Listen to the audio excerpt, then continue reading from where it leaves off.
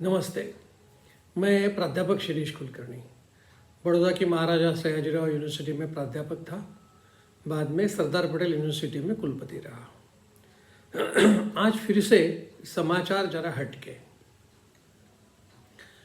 एक जो बहुत ही लोकप्रिय प्रोसीजर कहिए या साधन कहिए, वो है यूपीआई, यूनिफाइड पेमेंट इंटरफेस, जिसको कंट्रोल करता है NPCI, national payment company of India, corporation of India, government of India का है और वही यूपीआई को डील करता है।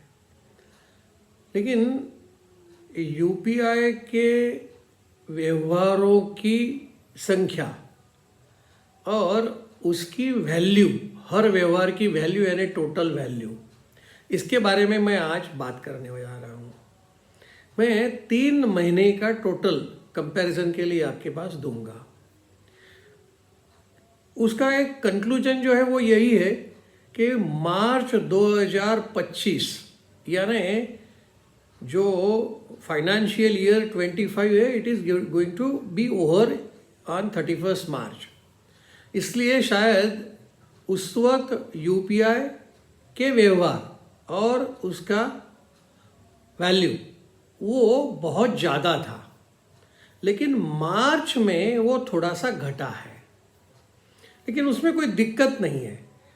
फरवरी में यूपीआई की व्यवहारों की संख्या 16 बिलियन थी, मार्च में 18 बिलियन हो गई, यानी देखिए फर्क आया।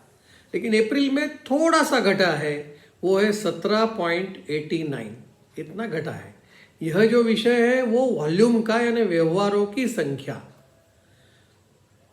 शायद सिर्फ 2% घटा है, बहुत कोई बड़ी बात नहीं है। लेकिन उस यूपीआई के ट्रांजैक्शन में जो कीमत रही यानी वैल्यू रही, कितने रुपए का ट्रांजैक्शन हुआ, यह अगर देखना है तो ये फरवरी 2025 में करीब 22 लाख करोड़ के यूपीआई ट्रांजैक्शंस हुए। सोचिए 22 लाख करोड़ फरवरी, जो मार्च में जैसे मैंने कहा ईयर एंड है इसलिए बढ़ गया, तो वो हुआ है 25 लाख करोड़ रुपए के व्यवहार हुए। और थोड़ा सा यानी 3% ही वो अप्रैल में घटा, यानी नया साल शुरू हुआ तब। लेकिन कितना, 23.95 ट्रिलियन रुपीस यानी 23.95 लाख करोड़ रुपए के व्यवहार यूपीआई से हुए।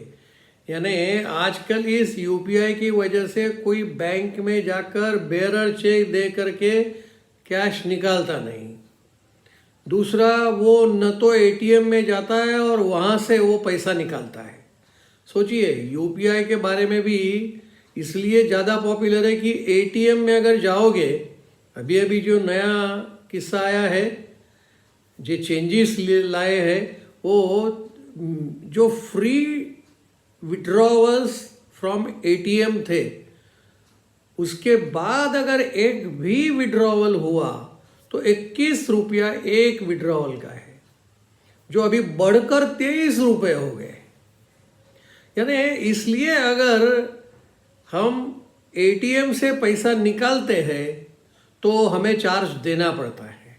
लेकिन यूपीआई में इतने सारी वॉल्यूम और इतने सारे करोड़ों के ट्रांजैक्शन, लाख करोड़ के ट्रांजैक्शन इसलिए हो रहे क्योंकि उसके ऊपर कोई चार्ज नहीं है, इसलिए यूपीआई का बढ़ रहा है। ठीक है, आगे बढ़ते हैं कि ये मुंबई यानी उसके पहले तो बॉम्बे स्टेट ऐसा कहा जाता था। तो बॉम्बे स्टेट 65 साल पूर्व 1960-61 के आसपास ये विभाजित हुआ, गुजरात और महाराष्ट्र। देखिए वैसे जो टोटल एरिया है उस एरिया के हिसाब से महाराष्ट्र बड़ा है, गुजरात थोड़ा कम है। लेकिन जब ये विभाजन हुआ उस वक्त महाराष्ट्र का पर कैपिटा इनकम वो गुजरात से ज़्यादा था। फॉर एग्जाम्पल 409 रुपये महाराष्ट्र में, गुजरात में 362, यानी उस वक्त गुजरात कम और महाराष्ट्र ज़्यादा था। लेकिन 2017-18 में महाराष्ट्र पीछे हो गया और गुजरात आगे बढ़ गया, तो उसका जो पर कैपिटा इनकम है हर साल का वो 1,76,961 ये गुजरात का है। अगर मैं महाराष्ट्र के बारे में कहूँ 17-18 साल का, तो वो है 1,72,663 पर एनम, यानी पर एनम नहीं पर मंथ होगा। तो यह जो चेंज आया है, यानी गुजरात आगे बढ़ा महाराष्ट्र से। अगर 23-24 का देखा जाए तो 2,77,603 ये महाराष्ट्र का है और गुजरात का है 2,97,722।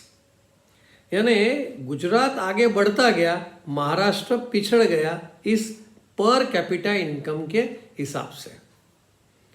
चलिए महाराष्ट्र में मैन्युफैक्चरिंग और गुजरात में मैन्युफैक्चरिंग उसकी भी तुलना हम कर सकते हैं। 12-13 में 2012-13 साल उसमें 2.81 लाख करोड़ का मैन्युफैक्चरिंग हुआ महाराष्ट्र में और गुजरात में सिर्फ 2 लाख करोड़ का ही मैन्युफैक्चरिंग हुआ, यानी कीमत उसकी। लेकिन 17-18 में अगर आप देखते हैं तो 2017-18 में गुजरात इज ओवरटेकिंग महाराष्ट्र, तो उसमें मैन्युफैक्चरिंग हुआ था 4.04 लाख करोड़, लेकिन गुजरात का 4.14 लाख करोड़ का मैन्युफैक्चरिंग हुआ, वैल्यू ऑफ मैन्युफैक्चरिंग। और 2022 से इसका लेते हैं तो बहुत ही अंतर आया। महाराष्ट्र का 4.93 लाख करोड़ जबकि गुजरात का 6.74 लाख करोड़। यानी इकोनॉमी की दृष्टि से अगर देखा जाए तो Gujarat is far ahead than that of Maharashtra. और जो 1960-61 में जो विभाजन हुआ उसके बाद धीरे धीरे गुजरात की प्रगति महाराष्ट्र से ज़्यादा हुई। ठीक है, चलिए आगे बढ़ते। हम आरबीआई के सोर्स के आधार पर आपके साथ बात कर रहा हूँ।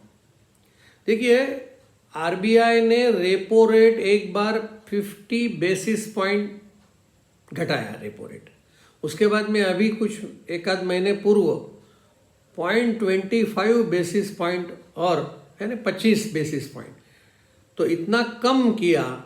इसकी वजह से क्या अंतर आया आरबीआई ने ये किया? तो देखिए, एक तो डिपॉजिट्स के इंटरेस्ट रेट बढ़ा दिए, यानी बैंकों ने, इंडिविजुअल बैंकों ने, मैं आरबीआई की बात नहीं कर रहा हूँ, लेकिन जो लेंडिंग है, एडवांसिस है, लोन देने का जो है वो स्थिर रहा है, उसमें कोई ज़्यादा अंतर नहीं आया।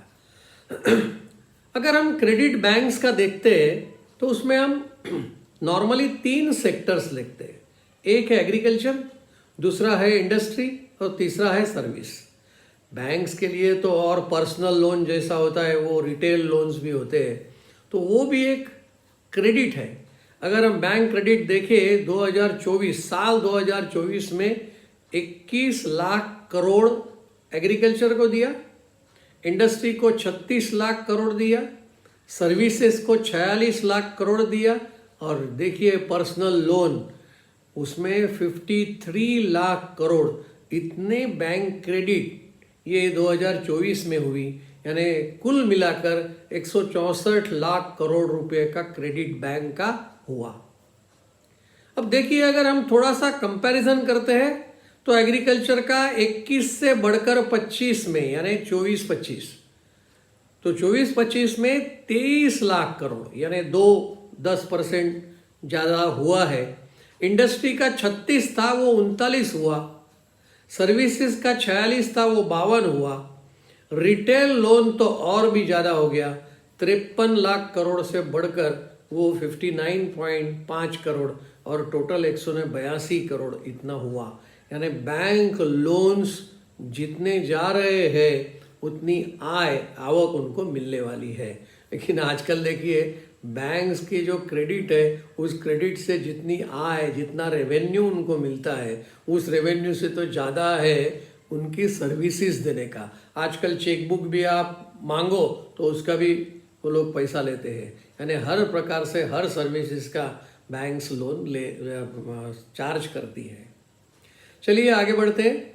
मैं अभी जा रहा हूँ इलेक्ट्रिक 2 व्हीलर्स की जो अप्रैल 2025 यानी सिर्फ एक माह में कितना हुआ सेल। देखिए महाराष्ट्र ने तो पॉलिसी बनाई है और उस पॉलिसी की वजह से वह चाहते हैं कि इलेक्ट्रिक व्हीकल्स की संख्या महाराष्ट्र में बढ़े। लेकिन वैसे बाकी सारे राज्यों ने भारत में ऐसा किया है, ऐसा नहीं है।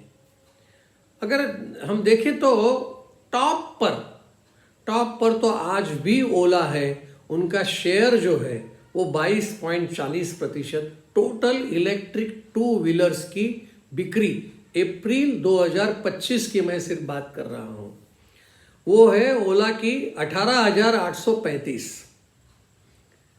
उसके बाद में टीवीएस आता है दूसरे नंबर पर 18,205। यानी वो बहुत नज़दीक है कंपटीशन में टीवीएस और ओला। उसके बाद में बजाज का नंबर आता है, वो भी धीरे धीरे भाग रहा है। पहले बहुत कम था तो वो है अभी बजाज का चेतक आता है 17,743 और उसके बाद में आता है आथर का तो वो है 12,361। यानी इन सब का अगर आथर का छोड़ दिया जाए तो बाकी सब का अबाउट 20% शेयर है। आथर का सिर्फ 14.9% है। इस प्रकार से ये इलेक्ट्रिक व्हीकल की पॉलिसी के आधार पर महाराष्ट्र में बढ़ रहा है, इतना तय है। लेकिन ओला सबसे आगे है। चलिए एक मजे की बात आपसे मैं कहने जा रहा हूँ कि भाई जब खाना खाते हैं तो खाना खाते वक्त कई व्यक्तियों की ऐसी होती है कि भाई मुझे तो मिठाई तो चाहिए। यानी बिना मीठा वो उनका भोजन पूरा होता ही नहीं है। कई लोगों का ऐसा होता है राइस लो तो वो खाना पूरा होता है, लेकिन कई लोगों को मीठा खाने का, चॉकलेट खाने का इस प्रकार की आदत है। उस आदत का एक स्टैटिस्टा कंज्यूमर का एक 21 देशों का सर्वे आया। उसका रिपोर्ट में वो कहते हैं कि भाई सबसे ज़्यादा ब्रिटेन का पॉपुलेशन में से 52% लोगों को या तो मिठाई चाहिए या तो चॉकलेट चाहिए। जर्मनी में 51% पॉपुलेशन चाहता है कि उन्हें मिठाई चाहिए। इटली में 43%, अगर हम अपना भारत का कहें तो 37% है। और चीन का सबसे कम 27.7% इतना ही है।